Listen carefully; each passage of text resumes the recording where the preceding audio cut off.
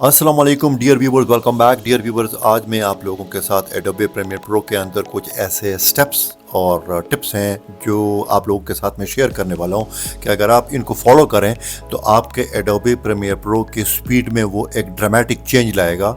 आपके Adobe Premiere Pro की functioning को वो ड्रामेटिकली इन्हांस करेगा। So without wasting time let's dive इन।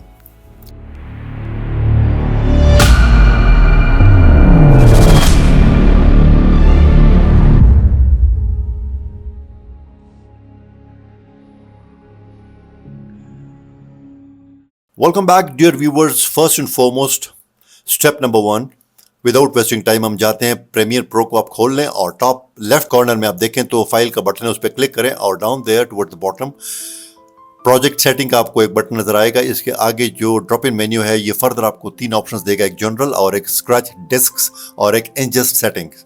इन तीनों में से किसी को आप क्लिक कर रहे हैं वही मेन्यू खोलेगा जो भी मैं आपको खोल के बता रहा हूँ, दिखा रहा हूँ।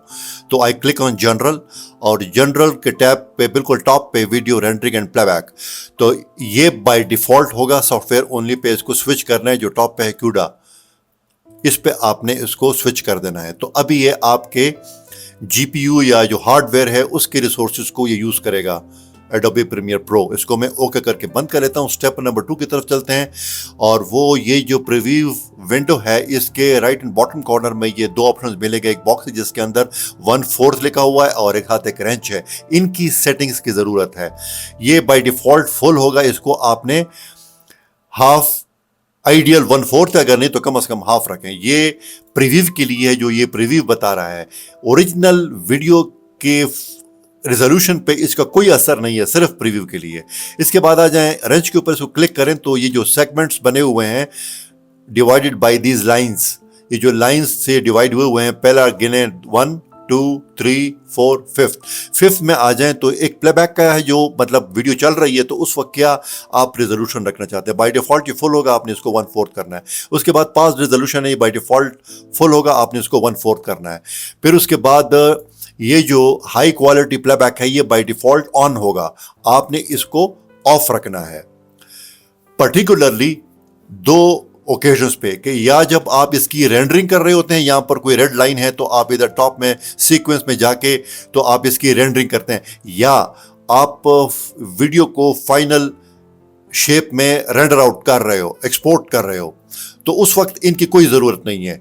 बेशक आप इसी के साथ ही जो अगला स्टेप है वो बताता हूं, फिट ये लगा होगा, इसको आप रेंडरिंग के दौरान यानी स्पेशली एक्सपोर्ट के दौरान इसको आप 25 पे रखें या इसको 10 पे रखें, क्योंकि आपने चीज़ें देख ली हैं, सब कुछ कंफर्म हो गया। आप स्पेलिंग मिस्टेक आपने चेक कर ली, आपने कलर करेक्शन चेक कर ली, सब ओके। फिर आपने सीधा जाना है प्रेफरेंसेस में। फाइल के साथ ये एडिट का बटन है, क्लिक करें तो बॉटम में ये प्रेफरेंसेस है, इसको आप क्लिक करें तो सीधा जाएं मीडिया कैश में। मीडिया कैश में आप जाएंगे तो इसमें आपको फर्दर स्टेप मिलेंगे।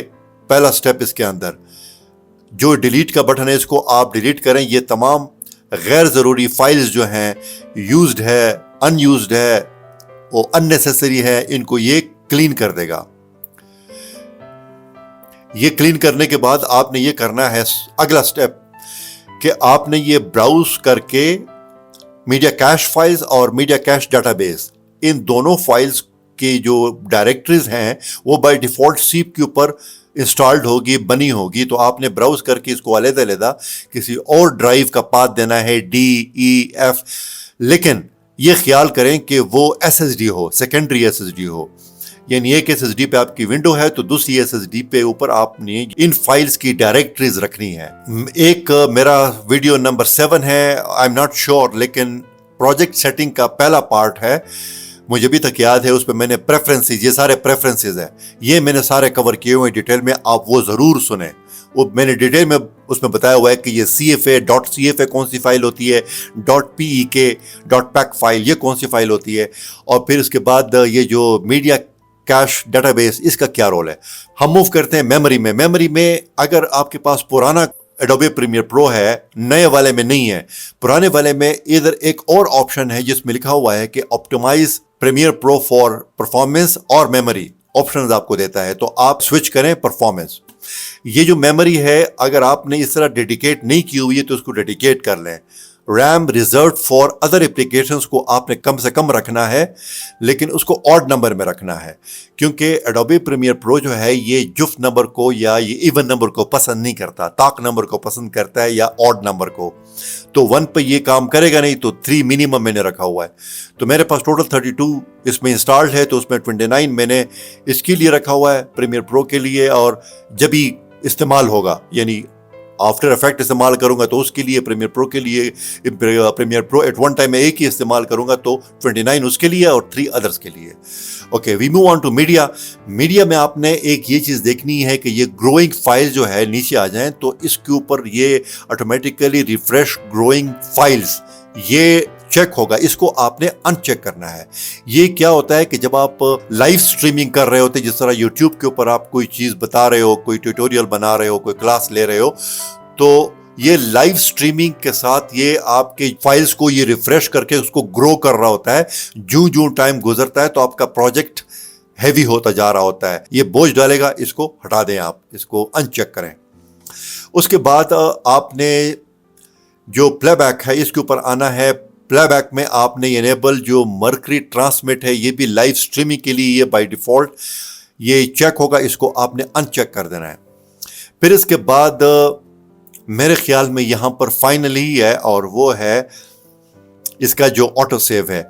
ऑटो सेव में ये लोकल प्रोजेक्ट स्टॉप पे है, ऑटोमेटिकली सेव प्रोजेक्ट्स, ये चेक होगा, इसको आपने अनचेक करना है, क्योंकि एडोबी प्रीमियर प्रो ख्याल करता है, सोचता है कि ये ना हो कि कहीं आप काम कर रहे इतनी मेहनत कर दी, या आपका प्रीमियर प्रो फ्रीज हो गया, या आपका पीसी हेल्ड अप हो गया, या आपका पीसी ऑटो शट डाउन हो गया, कुछ भी हो गया तो आपका सारी मेहनत ज़ाया हो जाएगी। तो वो बाय डिफ़ॉल्ट इधर ऑटोमेटिकली सेव प्रोजेक्ट रखता है, लेकिन चूंकि ये सेव करता रहता है तो ये भी स्ट्रेन डालता है, बोझ डालता है। लेकिन इसके लिए अल्टरनेटिवली आपने एक मेयर लेनी, जिस तरह मैंने किया है। मोबाइल पे मैं अलार्म लगाता हूँ कि आफ्टर 3 मिनट्स ये मुझे बीप दे, अलार्म प्ले करे। फिर मैं अलार्म को ऑफ नहीं करता हूँ, सिर्फ स्नूज करता हूँ, यानी थोड़ी देर के लिए उसका गला दबा देता हूँ खामोश करने के लिए। फिर 1 मिनट के बाद या 30 सेकंड के बाद दोबारा फिर वो प्ले करता है। अच्छा, फिर ये जो अपीयरेंस है इसको ज़्यादा सेचुरेट नहीं करना, ज़्यादा ब्राइट नहीं करना, क्योंकि ये भी स्ट्रेन डालता है। ये बिल्कुल डिफ़ॉल्ट पे रखें, जो डिफ़ॉल्ट है सब डिफ़ॉल्ट पे रखें। इसके बाद फाइल में दोबारा जाएं और उसी प्रोजेक्ट सेटिंग में जाएं, और इस दफ़ा आपने क्लिक करना है स्क्रैच डिस्क्स। ये जो तरह पहले मैंने अभी बताया प्रेफरेंसेस में कैश फाइल और कैश डेटाबेस, वो जो 2 डायरेक्टरीज मैंने आपको बताई कि किसी और ड्राइव पे आप इनको क्रिएट कर दें, वो आपने एक दफ़ा करनी है, फिर उसके बाद दोबारा आपको नहीं करनी पड़ेगी। लेकिन ये वाला जो स्क्रैच डिस्क्स वाला ऑप्शन है, ये आपने हर प्रोजेक्ट के लिए चेक करना है। फिर आपने एक चीज़ ये देखनी है, लुमेट्री कलर। अगर आपके पास ये ऑन है तो इसको, ये देखें ना, ये सारे जो कलर्स वगैरह हैं, ये अगर आपके पास ऑन है तो इसको क्लोज कर दें, ठीक है। अगर आपके पास जिस तरह ये लुमेट्री स्कोप्स हैं, ये जब भी आप वीडियो प्लेबैक करते हैं तो साथ साथ ये परफॉर्म कर रहा होता है, आपको ये लेवल बता रहा होता है कि पीक लेवल क्या है और लोएस्ट लेवल क्या है। कलर करेक्शन आपको बता रहा होता है, रेंज बता रहा होता है, लेकिन ये स्ट्रेन डालता है, बोझ डालता है, तो इसको भी आप ये क्लोज कर लें। अच्छा, फिर इधर मैंने अभी नहीं रखा हुआ, लेकिन अगर आप ये प्लस का निशान दबाएं, जो भी टूल्स हैं वो आप इधर से मैनेज करते हो। एक मैं ये टूल लेके आता हूं, ये इसको बोलते हैं ग्लोबल एफएक्स म्यूट, ठीक है। इसको मैं नीचे आपने ऐसे पकड़ के लाना है। एडजस्टमेंट लेयर को मैं लेता हूं, और एडजस्टमेंट लेयर को मैं इसके ऊपर लाता हूं, और इसके ऊपर मैं आगे इफेक्ट से कोई एक ब्लर लेके आता हूं। ब्लर मैंने लिया और ये कैमरा ब्लर मैंने इसके ऊपर डाल दिया। अच्छा, अगर ये हाईलाइटेड है तो फिर या इधर डालें या इधर डालें, एक ही बात है। अब आपने ये देखें, इसने अभी आपको ब्लर कर दिया, क्योंकि मैंने ऊपर ब्लर डाल दिया। इसको मैं ऑफ करूंगा तो ये वापस आ जाएगा, ये ब्लर कर दिया। आपने इस तरीके से कोई कलर करेक्शन की हुई है तो आप, अगर जब आप रेंडरिंग कर रहे होते हैं तो उस वक्त आपने क्या करना है कि आपने इस एफएक्स के बटन को, ये म्यूट है, म्यूट ऑन होगा तो ये ऑफ हो जाएगा, अगर म्यूट ऑफ है तो ये ऑन होगा। जारी बात है, आपने म्यूट करना है तो म्यूट ऑन होगा तो ये ऑफ हो जाएगा ना। तो इसको मैं जब क्लिक करूंगा तो ये ऑफ हो जाएंगे। अगर इसके साथ साथ कोई और इफेक्ट्स हैं वो भी सारे ऑफ हो जाएंगे। ये ग्लोबल FX म्यूट है। इसमें एक चीज आपने ये ख्याल करनी है कि अगर आपने इसको रेंडर आउट किया हुआ है, फॉर एग्जांपल आपने इसकी रेंडरिंग की हुई है, तो ये इफेक्टिव नहीं होगा। मिसाल के तौर पर मैं इसको रेंडर सिलेक्शन पे लगाता हूं। अभी मैंने इसको रेंडर कर दिया, ठीक है। अब मैंने रेंडर कर दिया, वो रेड लाइन खत्म हो गई।